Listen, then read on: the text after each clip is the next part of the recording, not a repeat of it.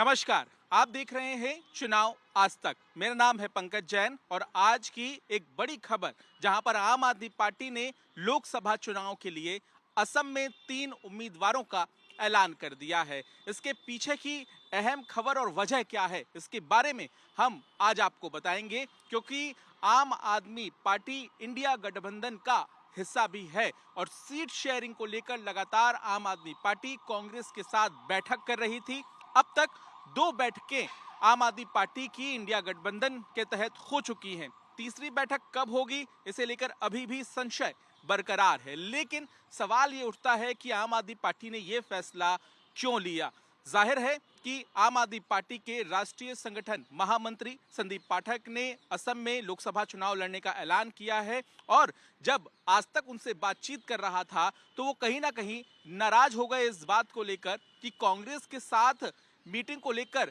चर्चा तो शुरू हुई, लेकिन इतनी देरी हो रही है कि कोई फाइनल निर्णय नहीं हो पा रहा है। और यही बात कहीं ना कहीं एक नए तनाव की शुरुआत करती है इंडिया गठबंधन के भीतर, क्योंकि जैसे ही नए साल की शुरुआत हुई, लोकसभा चुनाव के लिए अलग अलग राज्यों में प्रचार की शुरुआत भी हो गई। लोगों की नजर इंडिया गठबंधन के अलग अलग दरों पर भी पड़ने लगी, लेकिन अभी तक सीट शेयरिंग पर फाइनल निर्णय नहीं हो पाया है। यही वजह भी है कि पिछले दिनों ममता बनर्जी ने सीधे तौर पर कांग्रेस पर हमला किया था और उन्होंने कहा था कि अगर फाइनल निर्णय नहीं हो पा रहा है तो ऐसे में तैयारी ग्राउंड पर कैसे कर पाएंगे। और यही बात कहीं ना कहीं अब आम आदमी पार्टी भी इशारों ही इशारों में कह रही है। संदीप पाठक कह रहे हैं कि उनका धर्म कहता है कि चुनाव लड़ना चाहिए, लेकिन मीटिंग में इतनी देरी हो रही है कि चुनाव के लिए तैयारी करने का वक्त ही नहीं बचेगा। तो लोकसभा चुनाव से ठीक पहले क्या ये कांग्रेस और आम आदमी पार्टी के बीच झगड़े की एक नई वजह बनेगा, क्योंकि असम में उम्मीदवारों का ऐलान करते हुए ये भी कह रहे हैं संदीप पाठक कि अब इंडिया गठबंधन की तरफ से इन्हीं 3 उम्मीदवारों का भी ऐलान कर देना चाहिए। वहीं बात करें कि कहां-कहां सीट शेयरिंग होनी है, दिल्ली में 7 लोकसभा सीटें हैं, पंजाब में 13 लोकसभा सीटें हैं, गोवा जहां आम आदमी पार्टी के विधायक हैं, गुजरात जहां आम आदमी पार्टी के कुछ विधायक हैं और इसके अलावा हरियाणा जहां आम आदमी पार्टी अपने मजबूत संगठन का दावा करते आई है। ये वो राज्य हैं जहां पर सीट शेयरिंग के लिए असम को मिलाकर आम आदमी पार्टी प्रस्ताव रख रही थी, लेकिन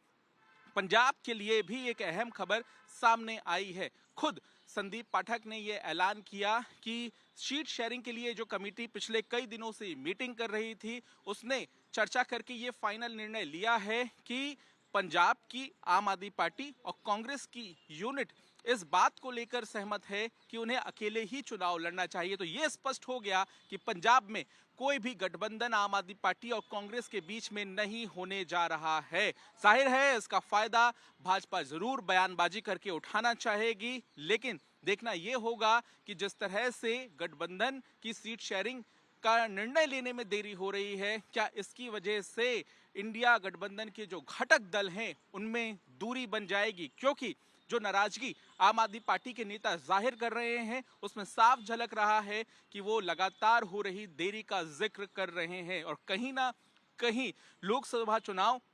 जब नजदीक आते जाएगा तो लोग ये पूछेंगे कि आपका उम्मीदवार कौन है, और यही चिंता आम आदमी पार्टी को सता रही है। लेकिन देखना होगा क्या इंडिया गठबंधन इन मुद्दों को संभालने में, आपस में कोऑर्डिनेट करने में और सीट शेयरिंग करने में कामयाब हो पाएगी, या फिर ये बढ़ती हुई देरी, बढ़ती हुई दूरी क्या एक नए झगड़े और तनाव की शुरुआत करेगी।